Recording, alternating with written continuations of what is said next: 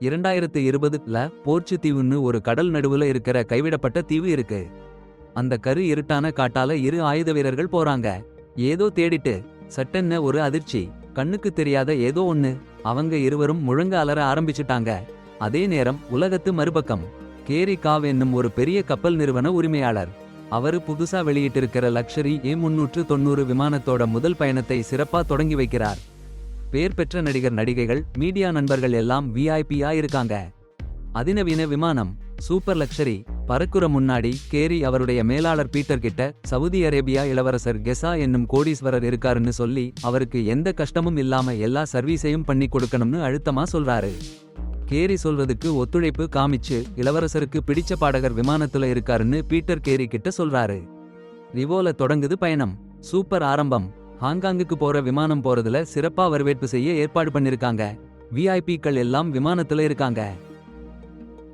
Saudi அரேபியாவோட கோடீஸ்வர இளவரசர் கோடா, popular பாடகர் கொலின், ஹாங்காங்கோட விருது வாங்கின நடிகை லெல்லி யங், ஓய்வு வாங்கின அமெரிக்க விளையாட்டு நட்சத்திரம் ரோட்மேன், பிரபலமான பத்திரிகையாளர் மியா, அவங்க கேமராமேன் பாப், இன்னும் ஒரு சிறப்பு சமையல்காரர் லியோ, பெயர் போன குருட செல்லோ கலைஞர் கிம்.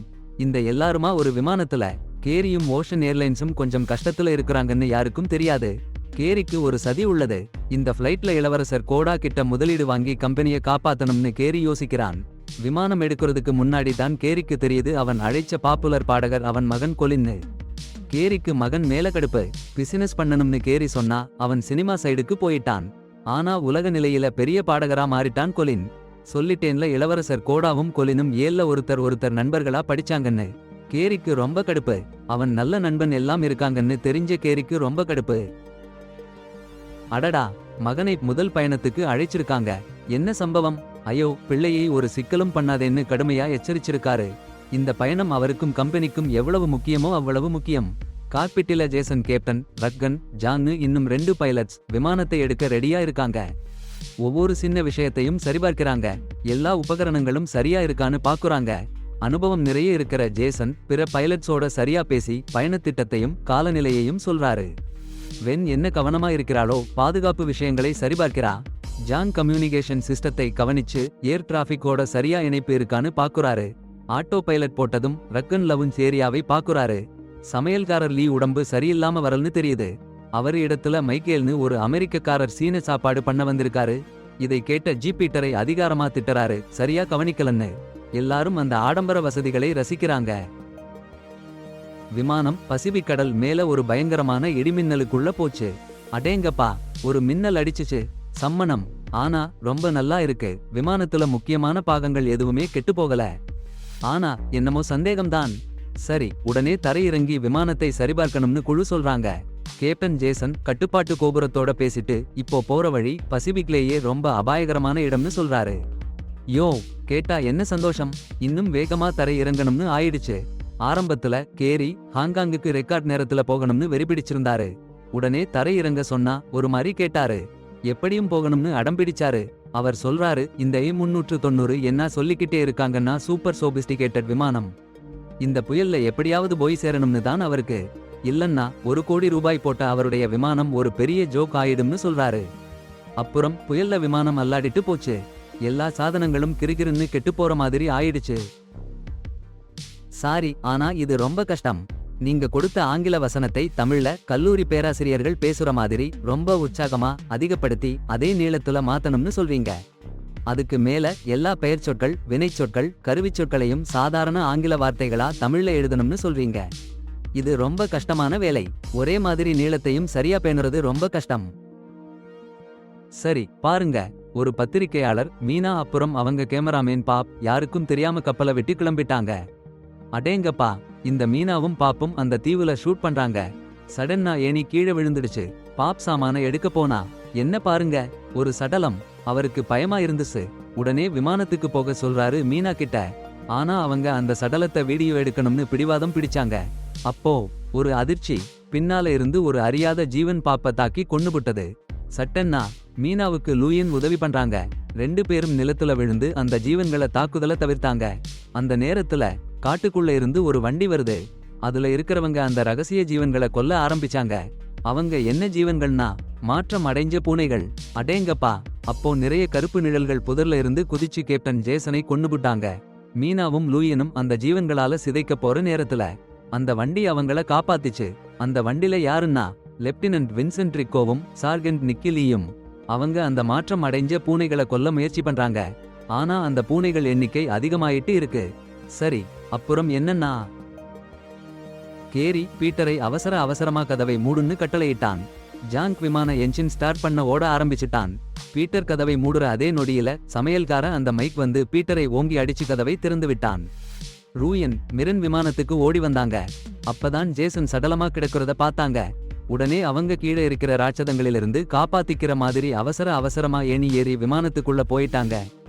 அதே மாதிரி நிறைய ராட்சச பூனைகளை கொன்ன ஆயுதம் தொட்ட சோல்டர்ஸ் ஏணி ஏறி கதவை லாக் பண்ணிட்டாங்க. விமானத்துக்குள்ள போனதும் யுஎன் ஆர்மி அனுப்பின சோல்டர்ஸ்னு சொல்றாங்க.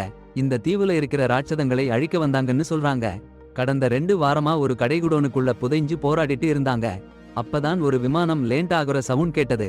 2 வாரம் கடுமையான போராட்டம். 2 சோல்டர்ஸ் மட்டும்தான் உயிர் பிழைச்சாங்க. ஸ்பெஷல் ஃபோர்ஸ்ல இருந்த சமையல்காரன் மைக் வின்சென்ட் நிக்கி சொல்றது உண்மையல்லன்னு சந்தேகப்பட ஆரம்பிச்சுட்டான்.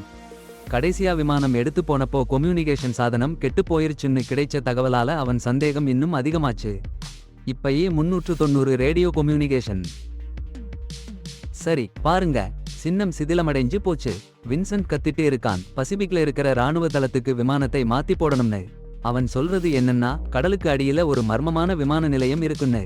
அங்க பொருட்களும் சரி பண்ணிக்கவும் சாமான்கள் இருக்குன்னு. மைக்குக்கு சந்தேகம்தான். ஆனா ருவனும் கேரியும் அவன் பேச்சையே காதில போடல.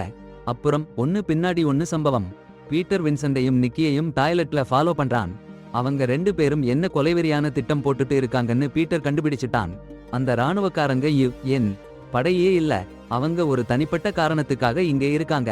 அந்த மர்மத்தீவுல இருந்து சாம்பிள் எடுத்துட்டு வின்சென்ட் சொன்ன அந்த இடத்துல இருக்கிற வியாபாரி கிட்ட விற்க போறாங்க. வின்சென்ட் பீட்டரை கேட்டுட்டு நிக்கிறத பார்த்ததும் சட்டென்னு அவனை சரி பீட்டர் டெட். அவன் உடம்பை அலமாரில வைச்சாங்க. ரிச்சனும் மற்ற க்ரூவும் அப்புறம் கண்டுபிடிச்சாங்க. இன்னொரு பக்கம் லான்ச் ஏரியால ஒரு ஏர் ஹோஸ்டஸ் கத்திக்கிட்டு இருக்காங்க. ஹாங்காங்ல ஃபேமஸ் நடிகை லெலி யங் டெட்னு. ரிச்சனும் க்ரூவும் ஷாக் ஆயிட்டாங்க. விளையாட்டு நட்சத்திரம் ரோட்மேன் நடிகையோட அதிர்ச்சி மரணத்துல சம்பந்தப்பட்டிருக்கிறாரான்னு சந்தேகம் வந்ததும் அவங்க கடந்த கால குடிவெறியில நடந்த நடவடிக்கைகளை கேட்டு விசாரிச்சாங்க. ரொம்ப குடிச்சா ரோட்மேன் எப்படி கட்டுப்பாடு இல்லாம ஆத்திரப்படுவான்னு தெரிஞ்சிச்சு. அந்த நேரத்துல அவன் ரொம்ப கேவலமா குடிச்சிருந்தான். ரிச்சன் மைக் வின்சென்ட் நிக்கி எல்லாரும் ஒருங்கிணைஞ்சு ஒரு பெரிய திட்டத்தை தொடங்கினாங்க. அவங்க உண்மையான நோக்கத்தை வெளிப்படுத்தினாங்க. விமானத்தை டேக் ஓவர் பண்ணி எல்லாரையும் பிணையாளரா வச்சுக்கிட்டாங்க. ஓய்வுல இருக்கிற நிமிட்ஸ் விமான வாககத்துக்கு போறதா சொன்னாங்க. ஆனா என்ன சொல்ல முடியும், ஒரு மியூட்டன்ட் பூனை கடைசி தடவை விமானம் எகிறதுக்கு முன்னாடி உள்ளே நுழைஞ்சிருச்சு. கீழ டெக்கில இருந்த நடிகையும் சில ஏர் ஹோஸ்டஸ்களையும் அந்த காட்டுமிராண்டி பூனைகள் கொன்னுபுட்டாங்க. வின்சென்ட் நிக்கி மேல டெக்கில இருந்த பயணிகளை அச்சுறுத்தி அங்கேயே இருங்கன்னு சொன்னாங்க. விமான குழுவினர் அவங்க கட்டளைய பாலிச்சாங்க. சொன்ன கோஆர்டினேட்டில் விமானத்தை இறக்க சொன்னாங்க. ஆனா அங்க நிலம் எதுவும் இல்லன்னு சியாங் சொன்னாரு. இறக்க முடியாதுன்னு சொன்னாரு. சரியா பார்க்கன்னு வின்சென்ட் அவனை கட்டாயப்படுத்தினான். அப்பதான் சமுத்திரத்தோட நடுவுல ஒரு மிகப்பெரிய வாககம் தெரிஞ்சிச்சு. அது உலகத்தோட அதிபெரிய விமான வாககம்னு தெரிஞ்சிச்சு. பல முயற்சிகளுக்கு பிறகு ரிச்சன் அந்த விமானத்தை கப்பலில் அற்புதமா டிராமாட்டிக்காக இறக்கி வைத்தான். சிறிது கூட கவனிக்காம சிறகை கொஞ்சம் சுட்டுட்டான். அப்போதான் பயணிகள் இறங்குங்கன்னு சொல்றாங்க. அப்பதான் அந்த அதிசய பூனை மேலே வருது. சந்தோஷமா இருக்கு. அந்த பிராணிக்கு இசை பிடிக்காதுன்னு தெரிய வருது. அப்ப அந்த கண் தெரியாத செல்லிஸ்ட் வாசிக்க ஆரம்பிச்சிட்டான். அதனால பல பேர் விமானத்துல இருந்து பாதுகாப்பா இறங்கிட்டாங்க. கப்பலுக்கு பெரும்பாலான உயிர் பிழைச்சவங்க போயிட்டாங்க. ஆனா பாழான அந்த A390 கப்பலிலிருந்து சறுக்கி விழுந்து கடல்ல மூழ்கிடுச்சு. சோகமா ஜான் இறந்துட்டான். ஆனா ரக்கன் கப்பலோட பாதுகாப்பு வலையில் பிடிச்சுக்கிட்டா. மைக்கேல் அவளை பாதுகாப்பா ஏத்திட்டான். அப்புறம் வின்சென்ட் நிக்கிய டெரரிஸ்ட கவனிச்சுக்க சொல்றான். அவன் கீழே போய் டாக்டர் ஹானை தேடறான். அந்த சயின்டிஸ்ட் குகையில இருந்து மண் மாதிரி கொடுத்தா $1 கோடி கொடுக்கறேன்னு சொல்லிருந்தான். கப்பல்ல அவன் போனா ஒரு அமைதி. யாரும் இல்ல. அவனுக்கு பயமா இருந்துச்சு. அப்புறம் டாக்டர் ஹானை கண்டுபிடிச்சான். அவன் அந்த பிராணிகளோட எக்ஸ்பிரிமெண்ட் கட்டுக்கடங்காம போச்சுன்னு சொல்றான்.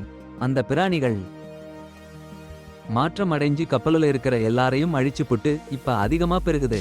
ஹான் சொல்றாரு, கடைசி வழின்னு கப்பலோட அணு உலை வெடிக்க செஞ்சு அந்த சோதனை அந்த பயங்கர ஜீவன்களையும் நாசமாக்கிட்டாருன்னு. அந்த வெடிப்பு அவருக்கு கிடைக்க போற கோடிக்கணக்கான டாலர் பணத்தை கிடைக்க விடாதுன்னு தெரிஞ்சு வின்சென்ட் அதை தடுக்க ஓடுறாரு. ஆனா என்ஜின் ரூமுக்கு போற வழியில டெக்கில இருந்து தப்பிச்சு வந்த மைக் கிட்ட மோதுறாரு. அட போங்கடா, 2 வீரர்களுக்கும் கொடும் சண்டை. புடிச்சு பிடிச்சு தள்ளுறாங்க. ஃபுல் ஸ்பீட்ல இருக்கிற கப்பல்ல. சண்டையில மைக் வின்சென்ட் துப்பாக்கியை பிடிச்சு அவனை நோக்கி நிறுத்தறாரு. ஆனா அவருக்கு போர் நினைவு வந்துடுச்சு. சேர்ந்து போர் பண்ணின சக போர் வீரர்கள் கண்ணு முன்னாடி தெரியுது. இறந்து போனவங்க. அந்த நேரம் பார்த்து வின்சென்ட் தன்னோட துப்பாக்கியை பிடிச்சு மைக்கை சுட போறாரு. அப்போதான் ஒரு மாற்றம் அடைஞ்ச பூனை பின்னால வந்து அவனை வெட்டி போடுது. சரிஞ்சு விழுந்துட்டாரு வின்சென்ட். மறுபடியும் துப்பாக்கியை பிடிச்ச மைக் அந்த பூனையை கொன்னுட்டு மத்தவங்களை எச்சரிக்க போறாரு. அதே சமயம் ரூ என்னும் பொண்ணும் அவங்க கூட்டாளிகளும் நிக்கிய கையை பிடிச்சு வச்சிட்டாங்க. அப்புறம் ஒரு ஹெலிகாப்டர் கிடைச்சிருச்சுன்னு சொல்றாங்க. சரி, 100 பேய் பூனைகள் கப்பலுக்கு நடந்து வந்தாச்சு. அவங்களை ஓட வைக்க கலைஞர்கள் சங்கீதம் பாடினாங்க. ஆனா செல்லோ சரம் புட்டு போச்சு. பேய் பூனைகள் வெறி பிடிச்ச மாதிரி தாக்கினாங்க. அப்போ கேரி வந்து ஒரு ராட்சத நெருப்பு துப்பாக்கியால அவங்களை சுட்டாரு. ஹெலிகாப்டர் எடுத்து போச்சு. மைக்கு கடைசி நிமிஷத்துல ஏறினான். கேரி பேய் பூனைகளை அடக்கி உயிர் விட்டாரு.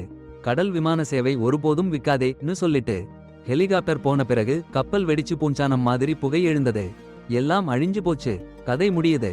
பூனைகள் இல்லாத இடத்துக்கு விடுமுறைக்கு போகலாம்னு உயிர் பிழைச்சவங்க சொல்றாங்க.